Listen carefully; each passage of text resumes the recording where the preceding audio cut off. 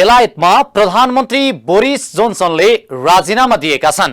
उनको पार्टीले प्रधानमन्त्री पद सम्हाल्न अर्को व्यक्ति नचुन्दासम्म उनी पदमा बसिरहनेछन्। उता विपक्षी दल लेबर पार्टीले भने आफूहरू बोरिस जोन्सनलाई काम चलाउ प्रधानमन्त्रीका रूपमा समेत स्वीकार गर्न तयार नरहेको जनाएको छ।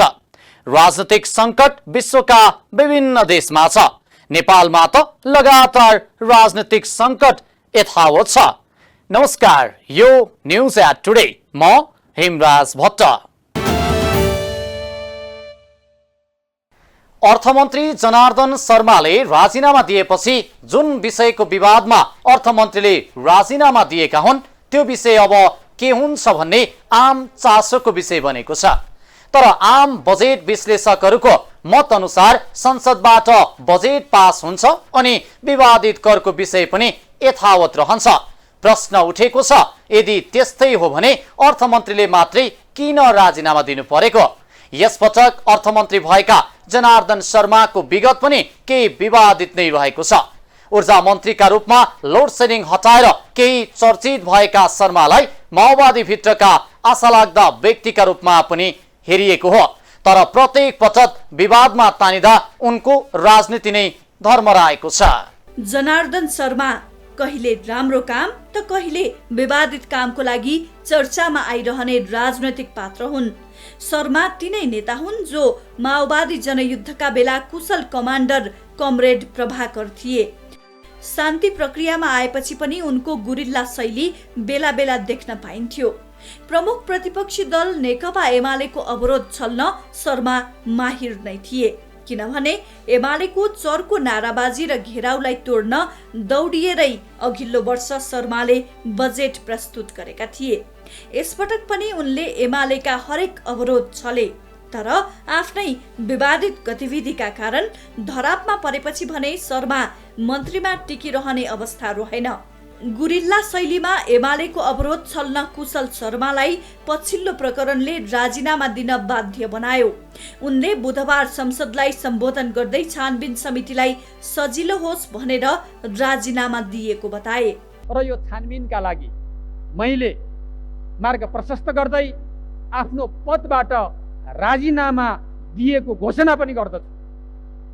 छानबिनले ल्याएको तथ्य सत्यका अगाडि म उपस्थित भएर फेरि म आफ्ना विषयवस्तुहरूलाई, आफ्नो अभियानलाई, आफ्नो कामलाई अगाडि बढाउने, देश र जनताको पक्षमा लाग्ने र प्रतिबद्धता पनि गर्न चाहन्छु। प्रधानमन्त्री शेरबहादुर देउबा र माओवादी केन्द्रका अध्यक्ष पुष्पकमल दाहाल प्रचण्डले यसपटक जनार्दनको लागि काँध थापिरहन सकेनन्। बढ्दो दबावका अगाडि सत्ताको शक्ति शर्माको पक्षमा रहेन। शर्माका लागि आफ्नै विवादित क्रियाकलाप महँगो पर्यो। देउबा सरकारको अर्थ मन्त्रालयको बागडोर उनले 365 दिन सम्हाल्न पाएनन्, किनकि उनी 358 दिन मन्त्रालय हाँकेर राजीनामा दिन बाध्य भए। 2078 साल असार 29 गते देउबाले मन्त्री परिषद गठन गर्दा शर्माले अर्थमन्त्रीको जिम्मेवारी पाएका थिए। गठबन्धनको सरकारमा बलियो मन्त्रीको रूपमा उपस्थिति जनाएका शर्मा अन्ततः बुधबार छानबिनका लागि मार्ग प्रशस्त गर्न तयार हुनु पर्यो। उनको झण्डै 12 महिनाको कार्यकाल विवादै विवादको घेरामा पर्यो। लगातार विवादमा परेपछि एमालेले उनीमाथि गम्भीर नैतिक प्रश्न खडा गर्यो, जसको जवाफ दिन भन्दा उनी पन्छाउनमै केन्द्रित थिए। उनले आफूमाथि लागेको आरोपलाई आक्रोशको रूपमा बुधबारको संसदमा व्यक्त गरेका थिए। उनीमाथिको आरोप छानबिनका लागि प्रतिनिधि सभाले 11 सदस्यीय छानबिन समिति बनाएको छ। शर्मालाई पछिल्लो पटक लागेको आरोप हो सीसीटीभी फुटेज मेटाएको। बजेट निर्माणका क्रममा शर्माले अनाधिकृत व्यक्तिलाई संलग्न गराएर करको दरहरूमा हेरफेर गरेको। उक्त दिनको सीसीटीभी फुटेज नै नभएको जवाफ मन्त्रालयले दिएपछि झनै उनीमाथि आक्रोश बढ्दो थियो। हक्की स्वभावका नेताको छवि बनाएका शर्माले ऊर्जा मन्त्री हुँदा भने तुलनात्मक रूपमा केही प्रशंसा कमाएका थिए। त्यसबेला अनेक विवादका बीच पनि कुलमान घिसिङलाई विद्युत प्राधिकरणको जिम्मेवारी सुम्पिएर लोड सेडिङ हटाउन भूमिका खेलेको भन्दै शर्माको प्रशंसा हुने गरेको छ। नेपालमा झण्डै 18 घण्टासम्म भएको लोड सेडिङ उनै ऊर्जा मन्त्री हुँदा अन्त्य भएको हो। त्यसपछि गृहमन्त्री हुँदाको बेला पनि केही कडा र महत्त्वपूर्ण निर्णय गरेको भन्दै उनको प्रशंसा नै भएको थियो। शक्तिशाली मन्त्रीको रूपमा माओवादीले अघि सार्ने गरेका शर्मालाई गभर्नर महाप्रसाद अधिकारीलाई निलम्बन गर्ने निर्णयले नराम्रोसँग ब्याकफायर गरेको थियो। अधिकारीसँगको सम्बन्ध बिग्रिएपछि उनलाई प्रतिशोधका आधारमा निर्णय लिएको आरोप लाग्यो। 2078 साल चैत 25 गते शर्माले अधिकारीलाई निलम्बन गरेका थिए। शर्माको गभर्नर अधिकारीलाई हटाउने निर्णयले ब्याकफायर मात्रै गरेन, उनको नैतिक धरातल पनि त्यति बेलै सङ्कटमा परेको थियो। उनको राजीनामा माग एमाले त्यति बेलै पनि गरेको हो, तर त्यो बेला गठबन्धन सरकारले एमालेको मागलाई टारेको थियो। पछि सर्वोच्च अदालतले गभर्नर अधिकारीलाई पुनर्बहाली गरेको थियो। गत वर्षको बजेटमा भएका व्यवस्थाका कारण पनि शर्मा विवादित बनेका थिए, तर त्यति बेला शर्मा आफ्नै र गठबन्धनको बचाउका कारण उनी शक्तिशाली नै ठहरिए। शर्माले प्रतिस्थापन विधेयकमा स्रोत नखुलाई लगानी गर्न पाउने व्यवस्था गरेका थिए। जलविद्युत, रेलमार्ग, कृषि, सिमेन्ट लगायतका उद्योगमा आय स्रोत नखुलाएरै लगानी गर्न पाउने व्यवस्था शर्माले गरेका थिए। अन्तर्राष्ट्रिय प्रचलनलाई मिचेर शङ्कास्पद रकम भित्र्याउन खोजेको भन्दै उनको त्यति बेला पनि आलोचना भयो। शर्मालाई उनको कार्यकालभरि निश्चित व्यापारिक घरानालाई मात्रै फाइदा पुग्ने गरी नीति बनाएको आरोप लागेको थियो। करका दर हेरफेरमा पनि उनले निश्चित व्यापारिक घरानालाई फाइदा पुग्ने गरी काम गरेको आरोप लाग्यो। उनले बजेटमा 100 किलोवाट भन्दा माथिका विद्युतीय सवारीलाई अन्त शुल्क लगाउने निर्णय गरेका थिए। उनलाई करका दर फेर्न मन्त्रालयमा जेठ 14 गते अनाधिकृत व्यक्तिलाई प्रवेश गराइएको मात्र होइन, त्यो दिनको सीसीटीभी फुटेज नै डिलिट गराएको आरोप समेत लागेको छ, जुन आरोपकै कारण अर्थमन्त्री शर्माको पद नै गएको छ। शर्माको आलोचना हुन लागेको भर्खर मात्र भने होइन, गत वर्षकै बजेटमा पनि उनीमाथि प्रशस्तै प्रश्न उठेको थियो, तर उनलाई माओवादीका अध्यक्ष प्रचण्डको साथले सरकारमा टिकिरहने स्थिति बनायो। नेपाली काङ्ग्रेसका सभापति देउबाको नेतृत्वको सरकारमा शर्मालाई हटाउनु पर्ने भन्दै काङ्ग्रेसकै नेताहरूले त्यसबेला पनि देउबालाई दबाब दिएका थिए। माओवादी भित्रको शक्ति समीकरणको खेलमा पनि उनले आफूलाई प्रचण्डको उत्तराधिकारीका रूपमा उभ्याउन चाहेका थिए। तत्कालीन नेकपा माओवादी केन्द्र र नेकपा एमाले एकीकृत भई नेकपा बन्दा पनि उनी निकै प्रभावशाली देखिएका थिए। एमालेबाट विष्णु पौडेल र माओवादी केन्द्रका तर्फबाट शर्मा त्यतिबेला पार्टी एकीकरणमा मुख्य भूमिकामा देखिएका थिए। अर्कोतिर पार्टीभित्रै उनका विरुद्धमा उभिने शक्ति दिनदिनै शक्तिशाली बनिरहेको थियो। तर प्रचण्डलाई रिझाउन आफू विरुद्धको पार्टी पंक्तिलाई कमजोर बनाउन लागेको आरोप पार्टी नेताहरूले शर्मालाई लगाउने गरेका छन्, जसका कारण पनि हुनुपर्छ शर्मा माओवादीको महासचिव हुने चर्चाका माझ पनि महाधिवेशनको 6 महिनासम्म पनि बन्न सकेनन्। बरु प्रचण्डले माओवादी नेता वर्षमान पुन चीनमा उपचार गराइरहेको भन्दै 2078 साल पुस 19 गते पदाधिकारी नछानेरै आफू अध्यक्ष भएका थिए। माओवादीभित्र पुन र शर्माबीच महासचिवका लागि टकराव रहेको बताइन्छ। जनयुद्धकालीन अवस्थादेखि नै उनीहरूबीच टकराव रहेको माओवादी नेताहरू बताउँछन्। शर्माको मन्त्री पद गएपछि पुनले प्रतिनिधि सभाको बुधबारको बैठकबाट बाहिरिने क्रममा छानबिनका क्रममा शर्मा निर्दोष साबित भए फेरि अर्थमन्त्री हुने दाबी गरेका थिए। जनताले धेरै आशा गरेका मन्त्री भए पनि शर्मा आफ्नै कारणले विवादित बनेका हुन्। अब उहाँको राजनैतिक भविष्य छानबिन समितिको हातमा रहेको छ।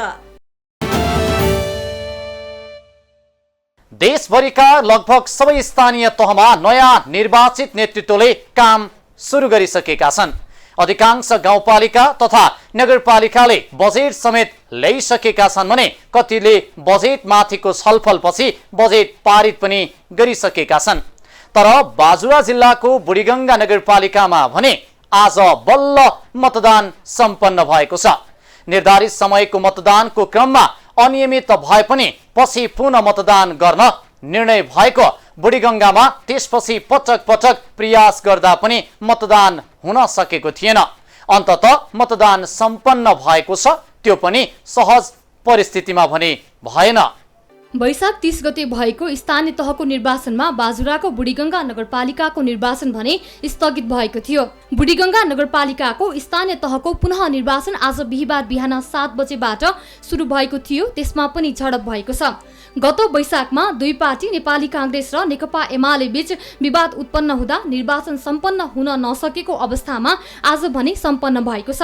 बुढीगङ्गाका 10 वडा मध्ये 6 वटामा विवाद भएको वडा 2, 3, 4, 5, 7 र 9 का केन्द्रमा मतदान स्वतन्त्र हुन नसकेको भन्दै विवाद चुलिएको थियो। चुनावमा निर्वाचन अधिकृत 1 जना, सहायक निर्वाचन अधिकृत 1 जना, मतदान अधिकृत 19 जना, सहायक मतदान अधिकृत 19 जना र अन्य 38 जना कर्मचारीलाई निर्वाचन आयोगले खटाइसकेको छ। नगरपालिकामा 10 वटा मतदान स्थलमा 19 वटा मतदान केन्द्र छन्। मतदाताहरूलाई स्वतन्त्र रूपमा मतदान गराउन र कुनै पनि मतदातालाई सुरक्षाको प्रताभूति दिलाउन सो क्षेत्रमा सुरक्षामा कडाई गरिएको थियो। बुथमा 1 जना नेपाल प्रहरी र 1 जना सशस्त्र प्रहरीको प्रहरी निरीक्षकको कमान्डमा प्रहरी परिचालन गरिएको छ। एउटै बुथमा मात्र कम्तीमा 80 जना बढी प्रहरी खटाइएका छन्। कांग्रेसबाट मेयरका उम्मेद्वार एवं सरकारका महान्यायाधिवक्ताका सहोदर दाई रङ्ग खातीलाई जिताउन गरिएको अनावश्यक हस्तक्षेपलाई आधार नमान्न समेत प्रतिवेदनमा उल्लेख गरिएको थियो। मेयरका उम्मेद्वार खातीकै गृह ओडामा 79.94% मत खसेको थियो। चुनावमा नेकपा एमालेबाट नगर प्रमुखमा रामबहादुर बानिया र उपप्रमुखमा माया कुँवर, नेपाली कांग्रेसबाट नगर प्रमुखमा रङ्गबहादुर खाती र उपप्रमुखमा रीता शाही उम्मेद्वार रहेका छन्। नेकपा एमालेले 10 वटै ओडामा उम्मेद्वारी दिएको छ। कांग्रेसले 9 वटा ओडामा मात्र आफ्नो उम्मेद्वारी दर्ता गराएको थियो। 1 वटा ओडामा भने नेकपा एकीकृत समाजवादीसँग सहकार्य गरेको छ। निर्वाचन आयोगको प्राप्त सूचना अनुसार निर्वाचनको प्रारम्भिक समयमा केही विवाद र तनाव उत्पन्न भए पनि पछि निर्वाचन शान्तिपूर्ण ढंगबाट सम्पन्न भएको छ। गत वैशाख 30 गते भएको स्थानीय तहको निर्वाचन मतदानमा विवाद भएपछि निर्वाचन आयुक्त सगन शमशेर जबराको नेतृत्वमा छानबिन टोली बाजुरा समेत पुगेको आयोगले बताएको छ। सोही ठाउँको केही ओडामा गत वैशाख 30 गतेको निर्वाचनमा धाँधली भएको भन्दै निर्वाचन नै स्थगित भएको आयोगको भनाइ छ। ढिलाइ त अब यो मिडियामा आइरहेकै विषय हो। दुई पक्षको विवाद र विशेष गरी दुईटा दलहरू नेपाली कांग्रेस र नेकपा एमाले बीच एकले अर्कालाई चाहिँ मतदान केन्द्रमा धाँधली गरेको भन्ने आरोप भयो र अनि विभिन्न खालका त्यहाँ विवादका विषयहरू भए। आयोगले स्थगत अध्ययन पनि गर्यो र अनि त्यहाँको निर्वाचनको मतगणना नगरेर पुनर्मतदान गर्नुपर्ने भन्ने माग पनि थियो र एउटा पक्षले मतगणना गर्ने भन्ने कुरा थियो। ती दुवै कुराहरू हेर्दाखेरिमा आयोग चाहिँ पुनः मतदान गराउने निष्कर्षमा पुग्यो र त्यसको लागि चाहिँ अब आयोगले निर्देशन पनि दियो र साथै त्यहाँ खटिएका पदाधिकारीहरूले त्यति राम्रो पदीय जिम्मेवारी पुरा नगरेको भन्ने आयोगले पनि ठहर गर्यो। त्यसैले निर्वाचन अधिकृत पहिल्यै परिवर्तन हुनुभएको थियो भने अनि सुरक्षा निकायका प्रमुखहरू प्लस सिडिओलाई पनि परिवर्तन गरेर नयाँ सेट नै गएर नयाँ वातावरणमा त्यहाँ निर्वाचन हुन गएको हो। समयमा निर्वाचन सम्पन्न नहुँदा बाजुराका सर्वसाधारणहरूले निकै शास्ति खेपिरहेका छन्। ओडा र नगरबाट जनप्रतिनिधिले गर्ने नागरिकता लगायतका सबै सिफारिस ठप्प छन्। नाता प्रमाणित नागरिकता सिफारिस लगायत 37 वटा कामहरू ओडा कार्यालयबाट हुने प्रावधान छ, जुन प्रतिनिधि नहुँदा सरकारी कामकाजहरू नराम्ररी प्रभावित भएका छन्। यसरी विवादका कारण उक्त नगरपालिका बजेट ल्याउनमा पनि पछि परेको छ। थुप्रै पालिकाहरूले बजेट ल्याएर कार्यान्वयनको पाटोमा जाने तयारीमा छन्। 2074 को स्थानीय निर्वाचनमा देशकै सबैभन्दा बढी मत खसेको बाजुरामा प्रतिनिधि सभा र प्रदेश सभाको यस अघिको निर्वाचनमा पनि कुल मध्ये 80% मतदान भएको थियो। 2 महिना अघि वैशाख 30 मा स्थानीय निर्वाचनमा पनि बुढीगङ्गा नगरपालिकाका केही मतदान केन्द्रमा 79% भन्दा बढी मत खसेको थियो। जिल्लाका अन्य कतिपय मतदान केन्द्रमा पनि सोही हाराहारीमा मतदान भएको तथ्याङ्क रहेको छ। बिहीबार बाजुराको बुढीगङ्गा नगरपालिकामा स्थानीय निर्वाचनको पुनः मतदान भई सम्पन्न भएको छ। मानव विकास र गरिबी सूचाङ्कमा सबैभन्दा कमजोर जिल्ला बाजुरामा यति धेरै मत खस्नुलाई आश्चर्य मानिएको छ। केही घटनाहरू विगत विगतजै सामसुम भए। बुढीगङ्गा नगरपालिका 10 वटा ओडा मध्ये 6 वटा ओडाका मतदान स्थल कब्जा भए। 2, 3, 5 र 9 नम्बर ओडाका मतदान स्थल एमाले कार्यकर्ताहरूले नियन्त्रणमा लिएर मतदान गरेका थिए भने 4 र 7 नम्बर ओडाका नेपाली कांग्रेसका कार्यकर्ताहरूलाई नियन्त्रणमा लिएर एकलौटी मत खसालेका थिए। कांग्रेस कार्यकर्ताहरूले नियन्त्रणमा राखेर मतदान गरेको ओडा नम्बर 4 स्थित थुमा मतदान स्थलमा 1710 मध्ये 1679 अर्थात् 79.41% मत खसाइएको थियो भने एमाले कार्यकर्ताले नियन्त्रणमा राखेर मतदान गरेको भनिएको त्रिशक्ति मतदान स्थलका कुल 1483 मतदाता संख्यामा 1348 अर्थात् 90.89% मत खसालिएको थियो। यी दुवै मतदान स्थलमा धेरै जसो फर्जी मत खसेको थियो। निकै विवादित बनेको बुढीगङ्गाको स्थानीय निर्वाचन कांग्रेस एमालेहरूको चर्को खिचातानीका कारण लामै समय विवादित भए पनि अन्ततः निर्वाचन आयोगले पुनः मतदान गराउने निर्णय गरेको थियो। बिहीबार बुढीगङ्गा 10 वटै ओडामा पुनः मतदान भएको हो।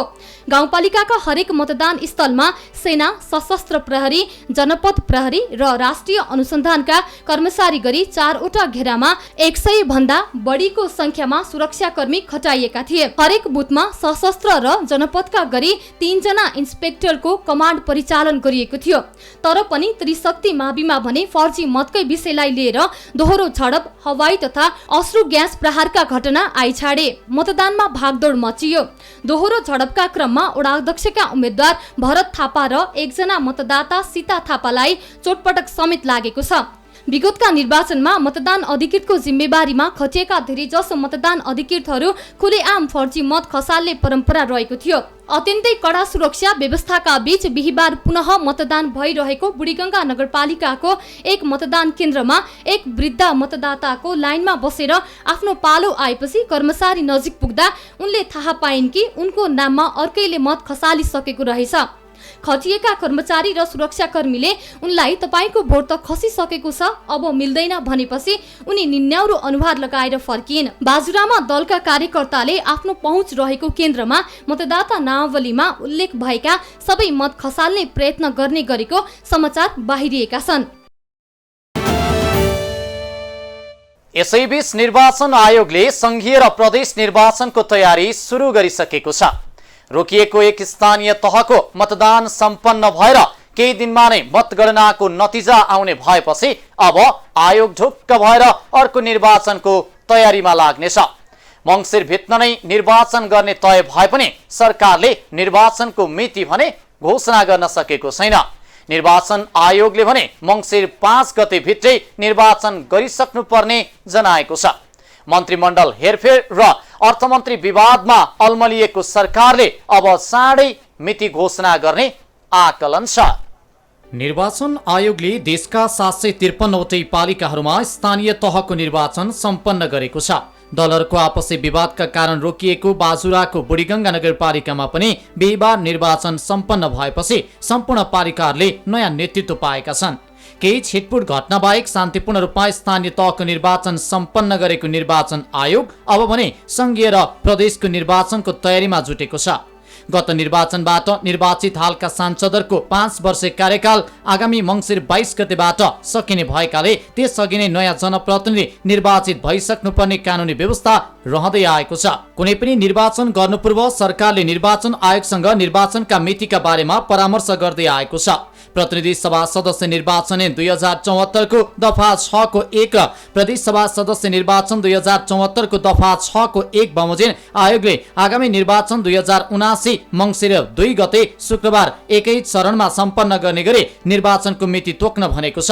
निर्वाचनको तयारी गर्न कम्तीमा 120 दिन वा 4 महिना आवश्यक पर्ने भएकाले निर्वाचन आयोगले निर्वाचनको बेलामा पर्ने चाडपर्वदेखि आम मतदातालाई मध्यनजर गर्दै आगामी मङ्सिर 2 गतेलाई मिति सिफारिस गरेको हो। कुन बेला कुन मितिमा चाहिँ निर्वाचन गर्न उपयुक्त हुन्छ भन्ने कुरालाई मध्यनजर गर्दै अब चाडपर्वहरूलाई पनि हामीले छल्नु पर्यो। त्यस्तै अब हाम्रो चाहिँ अब हिमाली क्षेत्रमा चाहिँ जाडोमा चुनाव हुन सक्दैन, बस्तीहरू तल बेसीतिर झर्ने क्रम हुन्छ, मतदान केन्द्रमा मतदाताहरू हुनुहुन्न, त्यो कुरालाई पनि ध्यानमा राखेर अनि अरू व्यवस्थापकीय पक्षलाई पनि मध्यनजर गरेर आवधिक निर्वाचनको मितिलाई पनि ख्याल गरेर यी सबै पक्षलाई ख्याल गरेर आयोगले आन्तरिक रूपमा छलफल गरेर एउटा निचोडमा पुग्यो, जसअनुसार मङ्सिर 22 गते उपरान्त चाहिँ अहिले भएका बहालवाला प्रतिनिधि सभा सदस्य तथा प्रदेशसभा सदस्यहरूको चाहिँ पदावधि नरहने र सो अगाडि नै नयाँ जनप्रतिनिधिहरूको निर्वाचन हुनुपर्ने भन्ने चाहिँ आयोगको एउटा निष्कर्ष निचोडको आधारमा चाहिँ ती सबै कुराहरूलाई मध्यनजर गरेर आयोगले चाहिँ हिजो मात्रै सम्माननीय प्रधानमन्त्रीज्यूले आमन्त्रण गर्नुभए अनुसार आयोगले आफ्नो कानुनी व्यवस्था अनुसार चाहिँ परामर्श टक्र्याए, जसमा चाहिँ आगामी मङ्सिर 2 गते निर्वाचन गर्न उपयुक्त हुन्छ विविध कारणबाट भनेर आयोगको तर्फबाट त्यो सुझाव पेश भएको छ। निर्वाचन आयोगले भर्खरै सम्पन्न स्थानीय तह सदस्य निर्वाचनको अनुभवका आधारमा आगामी निर्वाचन पनि एकै चरणमा गर्न प्रस्ताव गरेको छ। यसरी निर्वाचन सम्पन्न गर्दा मतदाता शिक्षामा एकरूपता आउनुका साथै निर्वाचनमा हुने विभिन्न प्रकारको खर्चमा कमी आउने निर्वाचन आयोगको भनाइ छ। यसैगरी एकै चरणमा निर्वाचन गर्दा निर्वाचन सामग्रीहरूको उपलब्ध हुने, ढुवानी तथा समग्र निर्वाचन व्यवस्थापन गर्न प्रभावकारी हुने, निर्वाचन कार्यालयहरूको स्थापना, तालिम तथा जनशक्ति व्यवस्थापनमा सहज हुने, विद्युतीय माध्यमबाट हुने प्रचार प्रसारमा स्पष्टता आउने र निर्वाचन प्रचार प्रसार तथा आचार संहिता अनुगमन गर्न पनि सहज हुनेछ। विभिन्न चरणमा भन्दा एकै चरणमा निर्वाचन गर्दा निर्वाचन निष्पक्ष, स्वतन्त्र, मितव्ययी र विश्वसनीय हुने निर्वाचन आयोगको दाबी छ। एक चरणमा गर्दा विविध कारणले चाहिँ राम्रो हुन्छ, जस्तै मतदाता शिक्षामा एकरूपता हुन्छ, अनि अब निर्वाचन व्यवस्थापन गर्नु पनि सरल हुन्छ, सामग्री ढुवान गर्नु पनि सहज हुने लगायतका कुराहरू छन् लाई मध्यनजर गरेर आयोगले एकै चरणमा निर्वाचन गर्नको लागि चाहिँ सिफारिस गरेको। आयोगले एकै चरणमा निर्वाचन गर्न सकिने बताएको भए पनि सरकारले भने आवश्यकता अनुसार निर्णय लिनेछ, तर अहिले नै एकै चरणमा गर्ने वा 2 चरणमा गर्ने भन्ने कुरा स्पष्ट भइसकेको छैन। एकै चरणमा निर्वाचन गर्दा प्रहरी प्रशासनलाई सुरक्षाको प्रबन्ध मिलाउनमा कठिनाई हुने भएकाले निर्वाचन आयोगले भने जस्तै एकै चरणमा नभई 2 चरणमा पनि गर्न सकिनेछ। यसलाई अन्यथा भने निर्वाचन आयोगले नलिने आयोगको भनाइ छ। ठ्याक्कै 2 गते उपयुक्त हुन्छ भन्ने कुरा आयोगको निर्णय निचोड हो। त्यसको अर्थ 1 गते गर्नुहुन्न, 3 गते गर्नुहुन्न भन्ने कुरा हुँदैन, किन आयोगको परामर्श हो। र अब आयोगले पहिलेदेखि भन्दै आएको छ कि कार्तिकको 27-28 उपरान्त मङ्सिरको 10 गतेभित्र गर्दा हरेक कुराहरूलाई मिलाउन सकिन्छ। त्यो हिसाबले गर्दा यहाँले भन्नुभयो जस्तै निर्वाचनमा सुरक्षा पनि त्यत्तिकै महत्त्वपूर्ण चासोको विषय हो। आयोगले पनि अब यसलाई चाहिँ गम्भीरतापूर्वक लिएको छ। सुरक्षा व्यवस्था मजबुत हुन्छ, पार्न सकिन्छ भने एकै चरण गर्ने, तर मतदाताको मताधिकारको सुरक्षा हुन सक्दैन, अरू गडबडीहरू हुन सक्ने चाहिँ सम्भावना छन् भने 2 चरण पनि गर्न नसकिन्छ होइन। त्यसलाई चाहिँ आयोगले सुरक्षा निकायहरूसँग पनि बसेर के गर्दा उपयुक्त हुन्छ त्यही अनुसार चाहिँ 2 चरण गर्यो भने पनि अब कार्तिकको लास्ट अथवा मङ्सिरको 5-7 गतेतिर पनि हुनसक्छ, अथवा मङ्सिरको 1 गते अथवा 2 गते अनि 10 गते पनि गर्न सकिने भयो। ती कुरालाई चाहिँ सुरक्षाको दृष्टिकोणले पनि हेरेर गर्न सकिने हो। आयोगले आफ्नो दृष्टिकोण राख्यो, 1 चरण गर्दा हुने फाइदा यी छन् भनेर। तर सुरक्षा एकदमै संवेदनशील विषय हो।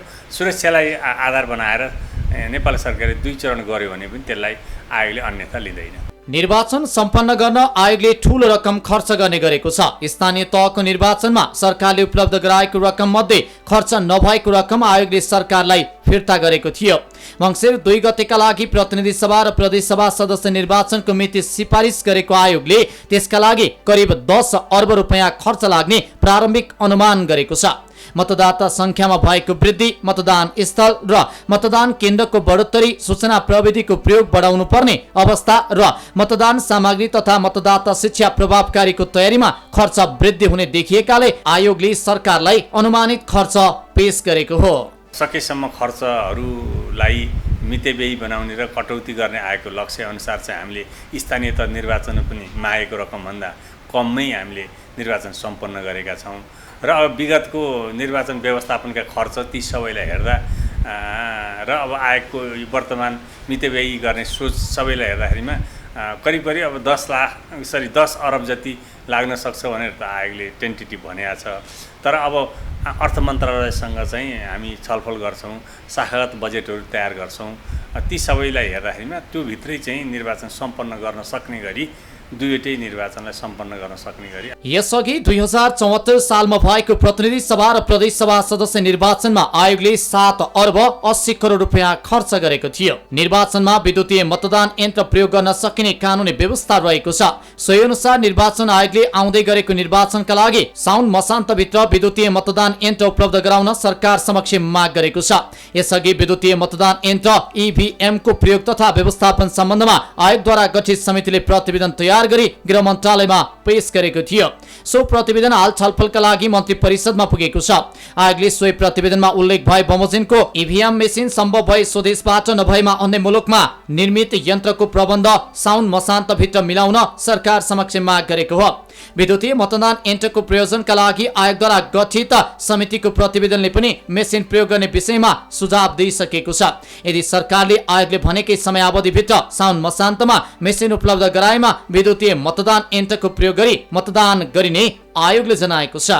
अहिले केही दिन पहिला नै करिब 1 हप्ता अगाडि नै हामीले त्यो प्रतिवेदन र नेपाल सरकारलाई चाहिँ हामीले आग्रहसहित गृह मन्त्रालय मार्फत नेपाल सरकारमा हामीले त्यो प्रतिवेदनसहित निवेदन पठाएका छौँ कि अब नेपालमा प्रयोग गर्ने भए त्यसको अथेन्टिकेसन गरिदिने वा विदेशमा सफलतापूर्वक प्रयोग भएको विश्वासिलो इलेक्ट्रोनिक भोटिङ मेसिन छ भने साउन मसान्तभित्र चाहिँ हामीलाई प्राप्त भएमा हामीले आंशिक वा पूर्ण रूपमा चाहिँ इलेक्ट्रोनिक भोटिङ मेसिनबाट निर्वाचन सम्पन्न गर्न सक्छौँ भनेर सरकारलाई समयमै दिएको छ।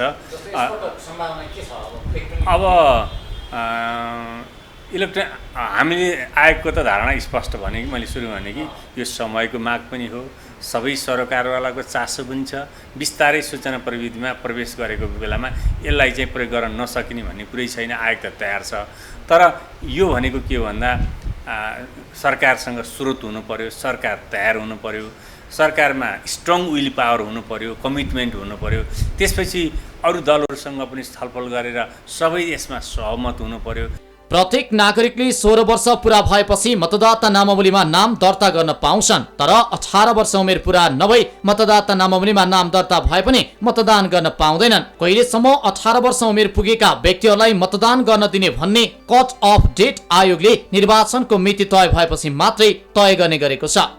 गत वैशाख 30 गते सम्पन्न स्थानीय तह निर्वाचनमा वैशाख 29 गतेसम्म 18 वर्ष पुगेकाहरूले मतदान गर्न पाएका थिए। प्रतिनिधि सभा निर्वाचनमा खटिएका कर्मचारीले पनि आफू खटिएको स्थलबाट मतदान गर्न पाउने व्यवस्था गरिन्छ। जब जब नेपालमा निर्वाचन हुन्छ तब बाह्य मुलुकमा रहेका नेपालीहरू पनि आफूहरूले पनि मताधिकार प्रयोग गर्न पाउने आशा बोकेका हुन्छन्। तर उनीहरूले कहिले भोट हाल्न पाएका छैनन्। आगामी निर्वाचनमा पनि विदेशमा रहेका नेपालले भोट हाल्न पाउने सम्भावना न्यून रहेको निर्वाचन आयोगले जनाएको छ। यसका लागि कानुनी पूर्वाधार बन्नुपर्ने भए पनि कुनै पनि राजनैतिक दलले यसलाई गम्भीरतापूर्वक नलिँदा विदेशी भूमिमा रहेका नेपालीहरूको नोट चले पनि भोट चल्न नसकेको हो। पहिला कुरा के भन्दा कानुन बन्न पर्यो। कानुन बन्नलाई संसद तयार हुनु पर्यो। संसदलाई झकझक्याउनलाई राजनीतिक दलहरू प्रेरित हुनु पर्यो। यी सम्पूर्ण कुराहरू भइसकेपछि अनि स्रोत साधनहरू प्राप्त भएपछि सरकारले यो काममा जान्छ। त्यसैले यो पनि अर्को एउटा सबैको चासो र एउटा जिज्ञासाको विषय भएको छ र धेरै नेपालीहरू बाहिर बस्ने उहाँहरूको हाम्रो यहाँको चाहिँ आर्थिक सामाजिक राजनीतिक सांस्कृतिक पक्षमा चासो रुचि भइरहेको हुनाले उहाँहरूको त्यो चासो र रुचिलाई पनि सम्बोधन गर्नको लागि चाहिँ कानुनी पूर्वाधारमा चाहिँ सुधार गरेर त्यो अनुसारको स्रोत साधन उपलब्ध गरायो भने निर्वाचन आयोग पनि यसमा चाहिँ अगाडि बढ्न सक्छ। निर्वाचन आयोगले बुधबार प्रधानमन्त्री शेरबहादुर देउवासँगको भेटमा मिति सिफारिस गर्दै निर्वाचन गर्न प्रस्ताव गरेको थियो। सरकारले मिति दिएपछि निर्वाचनसँग सम्बन्धित काम कारबाही अघि बढाउन निर्वाचन आयोगलाई बाटो खुल्ला हुन्छ। निर्वाचन आयोगले त मिति सिफारिस गरेको भए पनि सरकारले कहिले मिति तोक्छ त्यो भने प्रष्ट भइसकेको छैन। संविधान सभाबाट संविधान निर्माण पछिको निर्वाचित प्रतिनिधि सभाको पहिलो कार्यकाल लगभग अलमलमै बितेको देखियो। सम्पूर्ण कार्यकाल पूरा भएर नयाँ निर्वाचनको तयारी भइसक्दा पनि गर्नै पर्ने कतिपय काम संसदले गर्न सकेको छैन। अन्तिम समयमा निर्वाचन मिति घोषणा भइ नसक्दासम्म कतिपय आवश्यक विधेयक फटाफट पारित गर्ने तयारीमा संसद देखिन्छ। हवस् त आजलाई न्युज एट टुडे यति नै। हामी सबै बिदा चाहन्छौँ। नमस्कार।